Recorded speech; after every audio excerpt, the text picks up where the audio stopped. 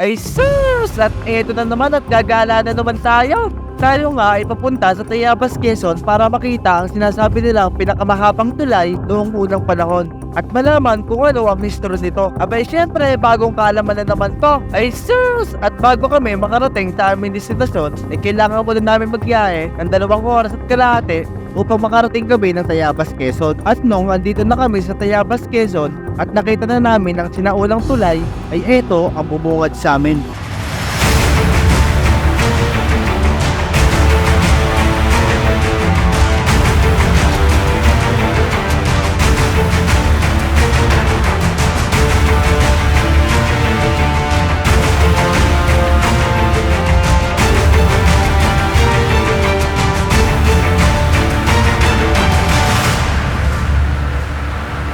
Dito sa Tayabas, Quezon ay matatagpuan ang isa sa mga kasaysayang tulay sa buong Pilipinas at tinatawag nila itong Puente de Magunlong o Malagunlong Bridge. Ang Malagunlong Bridge ay may sukat na 445 talampakan na naitayo noong 1841. Inilarawan ng National Historical Institute of Historical Marker ang Malagunlong bilang isa sa pinakamahabang tulay na ginawa noong panahon ng kolonyal ng Espanyol na may humigit kumulang 100,000 adobe block ang ginamit. Ang tulay ay ginawa ng mga taga-Tayabas sa pamamagitan ng sabilitang paggawa na kilala rin bilang polo na paggawa. Tinatayang 100,000 adobe block ang ginamit sa paggawa ng tulay. Ang tulay na ito ay pinasinayaan noong 1850 sa ilalim ng termino ni Gobernador Silo Don Juan S. Francisco. Ay sus! At andito na nga tayo sa Tayabas, Quezon upang tingnan at silipin kung ano ba talaga ang itsura nitong makasaysayang tulay na ito. Ito daw ang pinakamahabang tulay noong panahon pa ng mga Kastila. Kaya tara guys, samahan nyo kaming ikutin ang Malagunlong Bridge na ito. Halos may mga pitak na dito sa taas ng tulay at may nakasulat dito sa taas, kaso hindi namin na ito mabasa. At nakita namin ang nagpapantay ng tulay na ito, kaya minabuti namin na tanungin kung ano ba talaga ang history ng makasaysayang tulay na ito. Ginawa po kasi itong tulay ng Malagunlong ay 1840, natapos po ng 1850. 10 taon po itong ginagawa ng mga kababayan namin Tayabasi. Tapos po, nabuo po ang tulay na ito sa pamamagitan lang ho ng adobe, molasses, itlog, at saka po apog. Yun lang po ang pinambuo sa tulay na ito. Wala po itong simintong halo. Ngayon po, binabantayan po namin itong tulay na ito kasi po para po maproteksyonan din yung environment at saka po itong tulay dahil katulad po na nangyari na sinira po dati. Kaya po ngayon, binabantayan na lang namin. Binabantayan po naman sa amin ng aming mahal na mayor na si Lovely Reynoso. At kami ay nagtungo na dito sa baba ng tulay.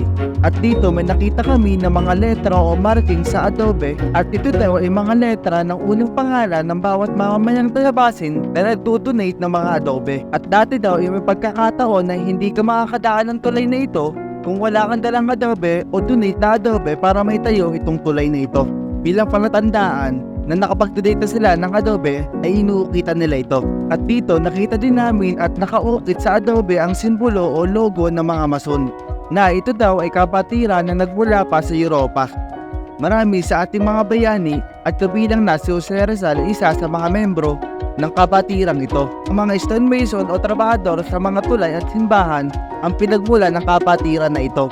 May mga sekretong sign o simbolong ginagamit ang mga sinaunang Mason at ang mga ilan nito ay natagpo ang nakaukit dito sa tulay. At may isang bukal dito na pwede mong inumin at manamis-namis ang lasa nito.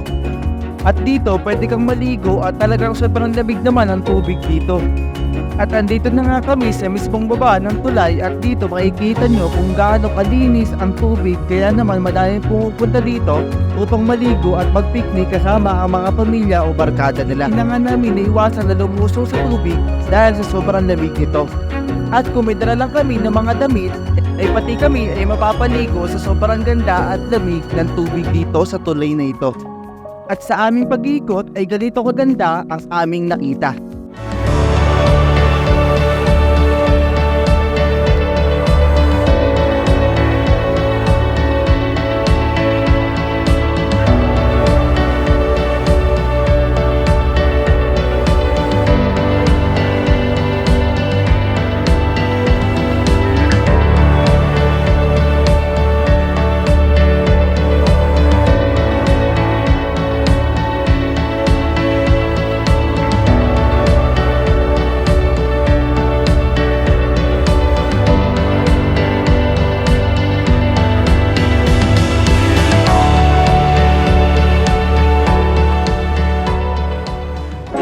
At dito natapos ang pag-ikot namin dito sa tulay.